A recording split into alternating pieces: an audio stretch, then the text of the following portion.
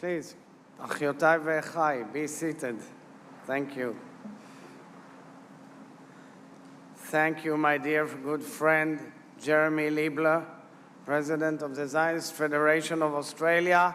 Jeremy, you're one of a kind. You're a great leader, and you have huge part in the success of my visit to Australia. Thank you very, very much.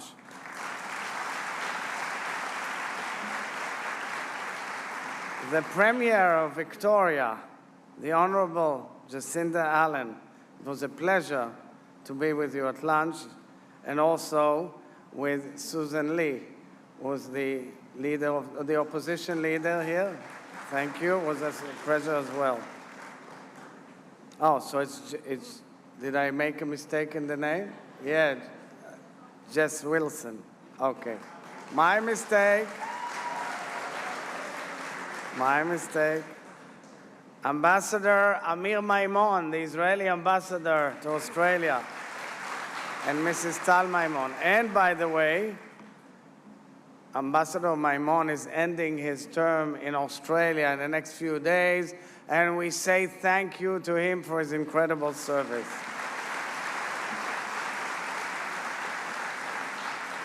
Yaakov Hagoel, the chairperson of the World Zionist Organization. Toda Rabba, Yaakov.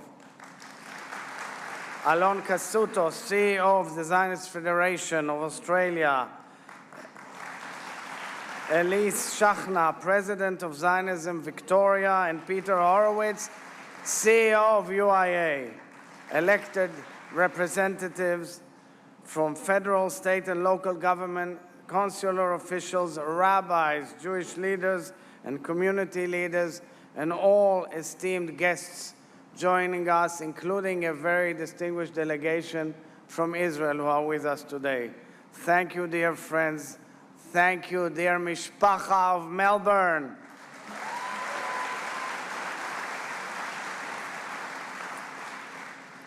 Last week in Israel, I planted a tree. It was Tu B'Shvat, the time for renewing our connection to our land, the day of planting trees and reestablishing our roots within our nation state. Yesterday, I planted trees at the Israeli embassy in Canberra, next to the trees planted by my late parents, Chaim and Ora Herzog, Zichram Levracha, as they had the first historic state visit of an Israeli president and first lady to Australia 40 years ago.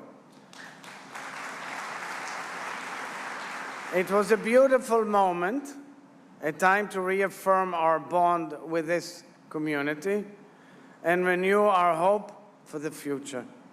Being here today in Melbourne, surrounded by Jewish school children, by dear friends and allies, in the presence of the Premier of Victoria and all of you, I feel that hope is in the air.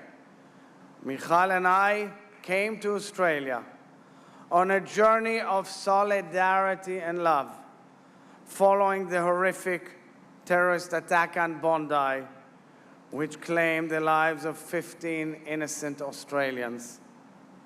We came knowing that the blood-curdling act of blind hatred, hatred of Jews, hatred of Australian values that led to Bondi was not an isolated event.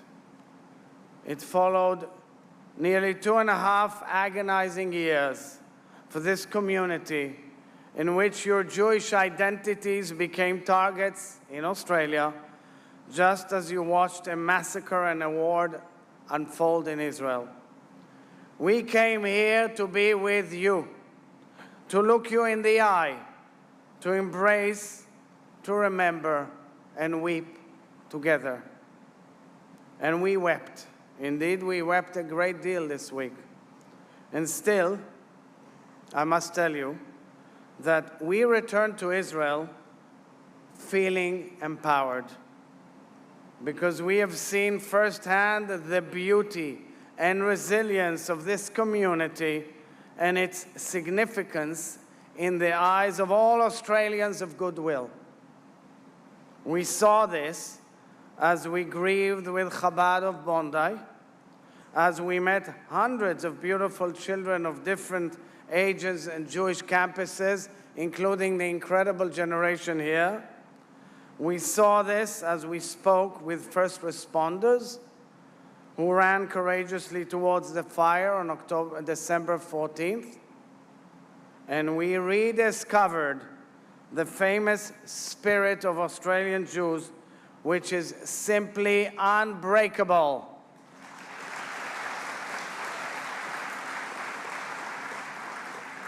I take this opportunity to send heartfelt wishes to all those injured, all who are healing, including Geffen Biton, an Israeli who ran towards the terrorists of Bondi, was severely wounded and flown to recovery in Israel. This week, I held meetings with the Governor General of Australia, the Prime Minister of Australia, ministers, opposition leaders, governors and premiers, and many opinion shapers. And I can tell you that all discussions with the Australian leadership were conducted with candor, open-mindedness, and a great deal of mutual respect. I found serious partners who are willing to hold serious conversations and address the vile rhetoric, the misinformation, the shameful anti-Semitism head-on. And I must say, and when I say head-on, I say that to me, it's obscure and odd that we need to have so many incredible police officers protecting us for the inherent right of us to gather here as proud Jews to host the president of the only Jewish state on earth without any harassment and disturbance. And I say to all those protesters outside, go protest in front of the Iranian embassy or whichever embassy they have.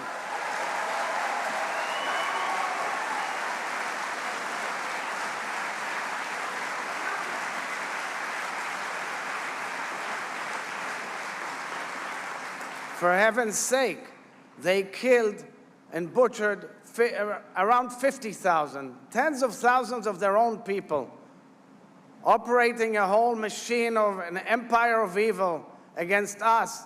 We, the State of Israel, which is protecting the free world, literally protecting the free world and its values by combating this empire of evil.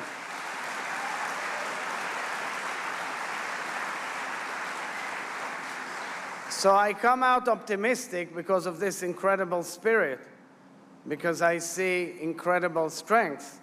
And I also know that many Israelis who are living here also contribute to the community, actively taking part in the communal efforts following October 7th per se, and in many other activities.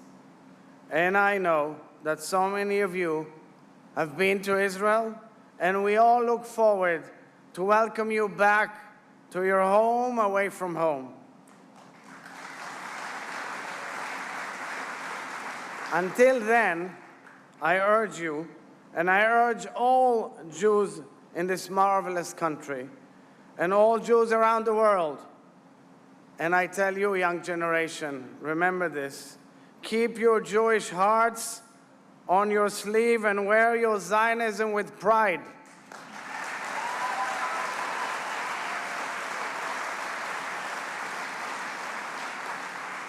Do not be afraid to show who you are. Do not hide your Australian Yiddishkeit or your enthusiastic communal engagement. This is, yes, go ahead. Thank you.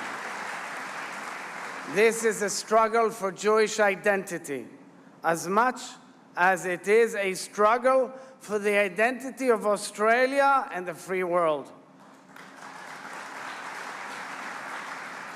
The resolve and solidarity of this community are the key to the future we all share in Melbourne and in Jerusalem.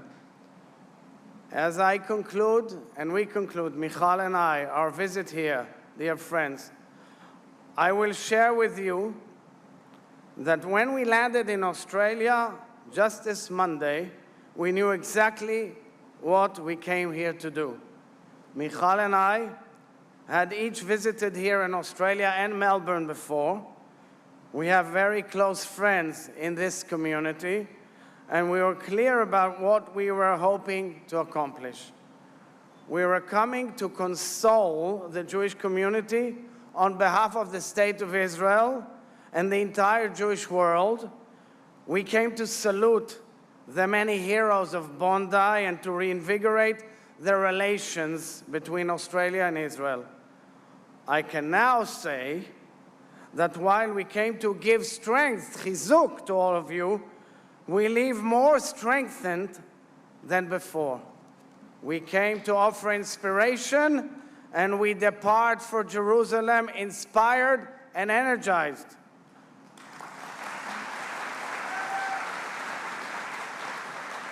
We came to remind you that you are not alone here in the diaspora, and we leave understanding more than ever before that we have each other. We came bearing nechama, and we leave uplifted. This is what I will relay back home to the people of Israel. We depart having been reminded time and time again that Israel has been the focal point of your prayers, your love, your longing, like millions of Jews around the world through the generations. We are reminded of our responsibility to uphold the values we cherish, to be the Israel our parents and grandparents envisioned. Spending this time with you, sisters and brothers of Australia, has been a huge privilege. As our trip draws to an end here in Melbourne, as we head back home, I am reminded that for Jews, hope is not a wishful thinking. It is a promise. 2 weeks ago, after 843 long days, our last hostage, Ran Gvili, returned home, realizing the prophecy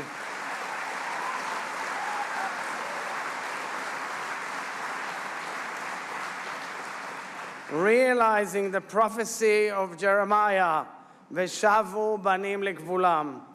It was miraculous. All our sons and daughters are home, so we know without a shadow of doubt that there is hope for our future. Veyesh tikva lacharitech, as the prophet says. So friends, with all the pain and agony of so many bereaved families in Israel and here, let us carry and grow the hope together. Let us go together from strength to strength. Thank you, achyotai ve'echai, sisters and brothers. And let's always remember, Am Yisrael Chai.